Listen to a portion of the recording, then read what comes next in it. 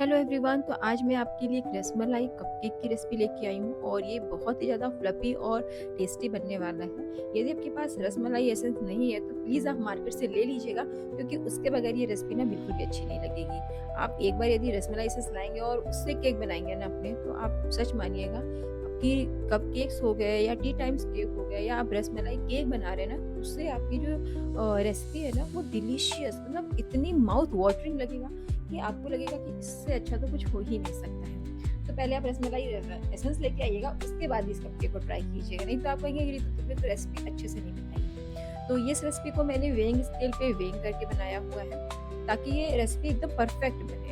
कोई भी जैसे रहता है कि हम लोग कप से मेजरमेंट करते हैं तो वो परफेक्ट नहीं बनता, फूलता है, फिर लोग बोलते हैं पिचक गया या मेरे माइक्रोवेव में अच्छे से बेक नहीं हो रहा है। तो मैंने इस रेसिपी में आपको पूरा ए टू जेड प्रोसेस बताया हुआ है, और आप इस रेसिपी को यदि फॉलो करेंगे ना तो ये रेसिपी एकदम परफेक्ट बनने वाली है। और मैंने इसमें माइक्रोवेव में मैंने कितने मिनट बेक किया हुआ है, मैंने क्या किया, इस रेसिपी में आपको सब कुछ मिल जाएगा। तो चलिए शुरू करते हैं अपनी रेसिपी। अब हम लेंगे बॉल और मैंने इसे वेइंग स्केल पे रख दिया था। आप देखिएगा उसमें ज़ीरो शो कर रहा होगा। तो मैं यहाँ पर सबसे पहले लूँगी 88 ग्राम मैदा, और हर एक इंग्रेडिएंट डालने के बाद हम इसे टेयर करते जाएंगे, मतलब बराबर करते जाएंगे। और मैंने यहाँ पर 1/4 टीएसपी सोडा लिया हुआ, बेकिंग सोडा, और 1/2 टीएसपी मैंने यहाँ पर बेकिंग पाउडर लिया हुआ। इसे मैंने वेइंग स्केल पे मेजरमेंट नहीं किया था, क्योंकि इतने छोटे से टीएसपी को मेज़र करने के लिए छोटा सा वेइंग स्केल आता है, वो मैं किसी और रेसिपी में आपको दिखाऊंगी। और इसके बाद हम अपने वेट इंग्रेडिएंट रेडी करेंगे, जिसके लिए मैंने एक दूसरा बोल लिया हुआ था। मैंने उसमें डाला है 59 ग्राम कर्ड दही, 90 ml मिल्क, यानी ग्राम से देखेंगे तो 61 ग्राम मैंने यहाँ पर दूध डाला है।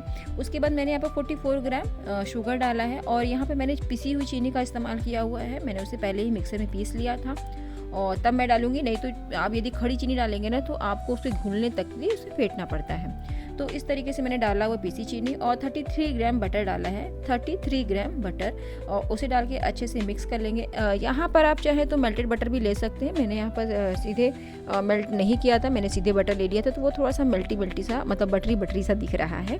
तो आप चाहें तो 2 मेल्टेड बटर भी ले सकते हैं। अब चूंकि ये रसमलाई कपकेक में बना रही थी तो रसमलाई एसेंस तो ज़रूरी है, तो मैंने यहाँ पर 1/8 टीएसपी मैंने यहाँ पर रसमलाई एसेंस डाला है। और रसमलाई का कलर देने के लिए मैंने यहाँ पर कलर मिस्ट का जेल कलर 1 ड्रॉप डाला हुआ है, जिससे कि देखिए आप कितना अच्छा कलर आया है। और इस बैटर को बिल्कुल भी लिक्विड कंसिस्टेंसी में नहीं रखना है, बिल्कुल भी ऐसा फ्लोइंग कंसिस्टेंसी नहीं होनी चाहिए। इस तरीके से जैसे थोड़ा सा बहुत ज़्यादा गीला आटा होता है ना, उसे हम इसी तरीके से रखेंगे।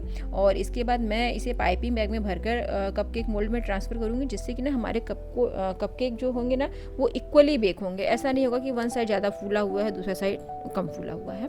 तो ये इक्वली एकदम बेक होके निकलेंगे। तो मैं यहाँ पर आपको अपना माइक्रोवेव शो करती हूँ। मैंने इसे पहले से ही प्री हीट कर लिया था, और अब इसके बाद हम कन्वेक्शन बटन को दबाते जाएंगे ना, तो ये हमारा टेम्परेचर कम होता जाएगा। और इसके बाद मैंने 180 डिग्री पे 25 मिनट्स के लिए इसे बेक करने के लिए लगा दिया है।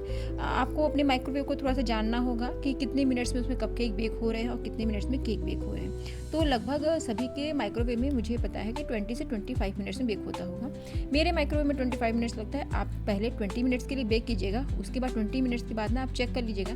यदि आपका कपकेक बेक हो गया है तो उसके बाद बेक मत कीजिएगा, और नहीं तो वो ओवर बेक हो जाएगा, थोड़ा सा जल जाएगा। तो आप 20 मिनट्स के लिए बेक कीजिएगा। और आफ्टर बेकिंग देखिएगा मेरे कपकेक कितने डिलीशियस बन के निकले हैं। और इसका जो ऊपर का पार्ट है ना, बिल्कुल भी ऐसा डोम शेप नहीं लिया हुआ है, ये एकदम फ्लैट है। और मैं एक नोज़ल की मदद से इसका ऊपरी भाग जो होता है ना, उसमें एक होल कर दूंगी, और इसके ऊपरी भाग को निकाल भी लेंगे, ताकि ये जो होल बने हुए हैं ना, हम इसमें रसमलाई का जो दूध आता है ना, गाढ़ा बन रहता है, मैं उसे इसमें फिल करूँगी, जिससे कि ये अंदर से भी ना एकदम रसमलाई का फ्लेवर दे।